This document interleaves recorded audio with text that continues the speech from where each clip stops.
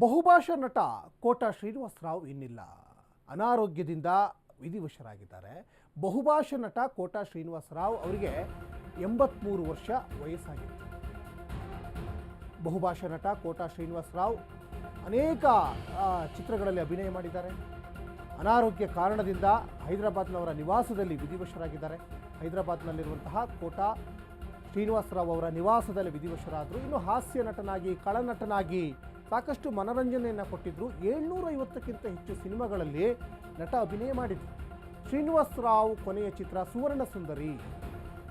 ಕೇವಲ ಒಂದು ಇಂಡಸ್ಟ್ರಿಗೆ ಅವರು ಸೀಮಿತ ಆಗಿರಲಿಲ್ಲ. ತೆಲುಗು, ಕನ್ನಡ, ಹಿಂದಿ, ತಮಿಳು ಹೀಗೆ ಅನೇಕ ಭಾಷೆಗಳಲ್ಲಿ ಅಭಿನಯವನ್ನು ಮಾಡ್ತಾಯಿದ್ರು. ಮನೋಜ್ಞವಾದಂತಹ ಅಭಿನಯವನ್ನು ಮಾಡ್ತಾಯಿದ್ರು. ರಕ್ತ ಕಣ್ಣೀರು, ನಮ್ಮ ಬಸವ ಸೇರಿದಂತೆ ಕನ್ನಡದ ಅನೇಕ ಚಿತ್ರಗಳಲ್ಲೂ ಕೂಡ ಅಭಿನಯ ಮಾಡಿದ್ದಾರೆ. ಪದ್ಮಶ್ರೀ, ನಂದಿ ಸೇರಿದಂತೆ ಹಲವು ಪ್ರಶಸ್ತಿಗಳನ್ನು ಕೂಡ ಶ್ರೀನಿವಾಸರಾವ್ ಅವರು ತಮ್ಮ ಮುಡಿಗೆ ಏರಿಸಿಕೊಂಡಿದ್ರು. ಬಹುಭಾಷಾ ನಟನಾಗಿ ಗುರುತಿಸಿಕೊಂಡಿದ್ರು.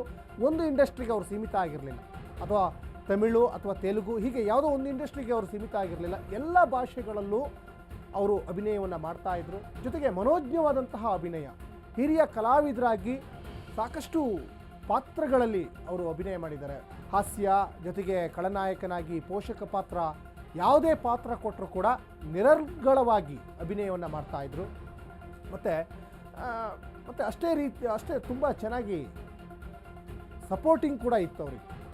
ಯಾಕಂದರೆ ಒಬ್ಬ ನಿರ್ದೇಶಕನಿಗೆ, ನಿರ್ಮಾಪಕನಿಗೆ ಕಲಾವಿದರ ಸಪೋರ್ಟ್ ಕೂಡ ತುಂಬ ಮುಖ್ಯ ಆಗುತ್ತೆ. ಅಂತಹ ಒಂದು ಸಪೋರ್ಟ್ ಏನಿತ್ತಲ್ಲ, ಆ ಸಪೋರ್ಟ್ನೆಸ್ ಕೂಡ ಇವರಿಂದ ತುಂಬ ಇತ್ತು. ಹಾಗಾಗಿ ಈಗ ಬಹುಭಾಷಾ ನಟ ಕೋಟಾ ಶ್ರೀನಿವಾಸರಾವ್ ಅನೇಕ ಚಿತ್ರಗಳಲ್ಲಿ ಅಭಿನಯ ಮಾಡಿದ್ದಾರೆ. ಜೊತೆಗೆ ಅವರು ಭೌತಿಕವಾಗಿ ಇವತ್ತು ನಮ್ಮ ನಡುವೆ ಇಲ್ಲದೆ ಇರ್ಬೋದು. ಅವ್ರು ಕೊಟ್ಟಂತಹ ಸಿನಿಮಾಗಳು, ಅವ್ರು ಮಾಡಿದಂತಹ ಸಮಾಜ ಸೇವೆ, ಮತ್ತು ಅವರ ಸಮಾಜ ಸೇವೆ, ಒಂದು ಸಿನಿಮಾನೇ ಒಂದು ಸಮಾಜ ಸೇವೆ. ಇವತ್ತು ಜನ ಪರಿವರ್ತನೆ ಆಗ್ತಾರೆ. ಜನರಿಂದ ಒಂದು ಸಿನಿಮಾದಿಂದ ಜನ ಇವತ್ತು ತಮ್ಮ ಲೈಫನ್ನೇ ಚೇಂಜ್ ಮಾಡ್ಕೊಳ್ತಾರೆ ಅಂದರೆ ಅದಕ್ಕಿಂತ ದೊಡ್ಡ ಸಮಾಜ ಸೇವೆ ಮತ್ತೊಂದು ಬೇಕಾಗಲಿಕ್ಕಿಲ್ಲ. ಫಾರ್ ಎಕ್ಸಾಂಪಲ್ ಹೇಳಬೇಕು ಅಂದರೆ, ಇವತ್ತು ಬಂಗಾರದ ಮನುಷ್ಯ, ಡಾಕ್ಟರ್ ರಾಜ್ಕುಮಾರ್ ಅಭಿನಯದ ಬಂಗಾರದ ಮನುಷ್ಯ ಚಿತ್ರ ನೋಡಿ ಅದೆಷ್ಟೋ ಜನ ಪಟ್ಟಣ ಬಿಟ್ಟು ಹಳ್ಳಿ ಕಡೆ ಸೇರಿಕೊಂಡ್ರು.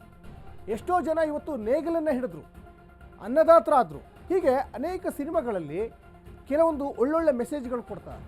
ಅಂತಹ ಮೆಸೇಜ್ಗಳನ್ನು ಇವತ್ತು ಕೊಡುವಂಥ ಚಿತ್ರಗಳಲ್ಲೂ ಕೂಡ ಶ್ರೀನಿವಾಸರಾವ್ ಅಭಿನಯವನ್ನು ಮಾಡಿದರು. ಮತ್ತೊಂದು ಬದಿಯಲ್ಲಿ ನೋಡ್ತಾ ಇದ್ದೀರಾ, ಕುಟುಂಬಸ್ಥರು, ಸಿನಿ ಗಣ್ಯರು ಅವ್ರಿಗೆ ಒಂದಿಷ್ಟು ಅಂತಿಮ ನಮನ ಸಲ್ಲಿಸ್ತಾ ಇದ್ದಾರೆ. ಸಾಕಷ್ಟು ಕುಟುಂಬಸ್ಥರು ಕೂಡ ದುಃಖ ತಪ್ತರಾಗಿರುವಂಥದ್ದು ಕೂಡ ಗಮನಿಸ್ತಾ ಇದ್ದೀರಾ.